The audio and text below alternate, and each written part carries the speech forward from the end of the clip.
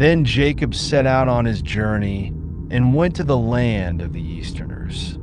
He saw in the countryside a well and 3 flocks of small livestock lying nearby, because the flocks were watered at that well, but the stone on the mouth of the well was large. When all the flocks had gathered there, the shepherds would roll the stone from the mouth of the well and water the livestock. Then they would put the stone back in its place over the mouth of the well. Jacob said to them, "My brothers, where are you from?" They replied, "We are from Haran." He said to them, "Do you know Laban, the son of Nahor?" They replied, "We know him." He said to them, "Is he well?" They answered, "Yes, and here comes his daughter Rachel with the flock." He said, "It is still full daylight. It is not time to gather the livestock. Water the flock and go pasture them." They replied, "We cannot until all the flocks are gathered and the stone is rolled from the mouth of the well. Then we will water the flock." While he was still speaking with them, Rachel arrived with her father's livestock, for she was a shepherdess. When Jacob saw Rachel, the daughter of Laban, his mother's brother, along with the livestock of Laban, his mother's brother, Jacob stepped forward, rolled the stone from the mouth of the well, and watered the sheep of Laban, his mother's brother. Then Jacob kissed Rachel and wept aloud. Jacob told Rachel that he was a relative of her father, the son of Rebekah. Then she ran to tell her father.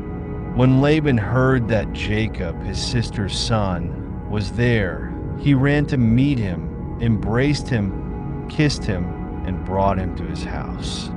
And Jacob recounted to Laban all that had happened. Then Laban said to him, "Surely you are my own flesh and blood." So he stayed with him for a month. Then Laban said to Jacob, "Because you are my relative, should you serve me for nothing? Tell me what your wages should be." Now Laban had 2 daughters. The elder was named Leah, and the younger was named Rachel. Leah had weak eyes, but Rachel was beautiful in form and lovely in appearance. So Jacob loved Rachel. He said, "I will serve you 7 years for Rachel, your younger daughter." Laban replied, "It is better that I give her to you than to a stranger. Stay with me." So Jacob served 7 years for Rachel, but they seemed to him like only a few days because of his love for her. Then Jacob said to Laban, "Give me my wife, for my time is completed, and I want to be with her." So Laban gathered all the men of the place and held a feast. But when evening came, he took his daughter Leah and brought her to him, and Jacob was with her. Laban also gave his servant Zilpah to his daughter Leah as a maidservant. When morning came, there was Leah. So Jacob said to Laban, "What have you done to me? Was it not for Rachel that I served you? Why have you deceived me?" Laban replied, "It is not the custom in our country to give the younger before the elder. Complete this bridal week, and then I will also give you the other in return for 7 more years of service." Jacob did so.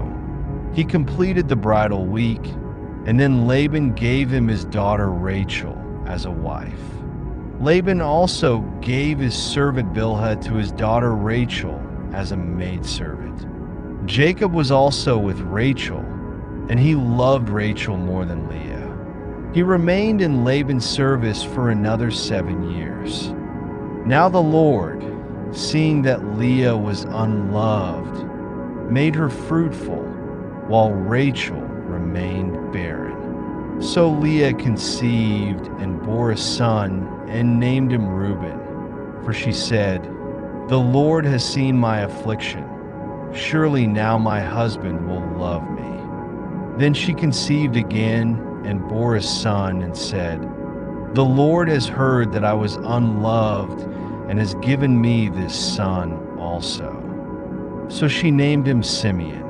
Again she conceived and bore a son and said, "This time my husband will be attached to me, because I have borne him 3 sons."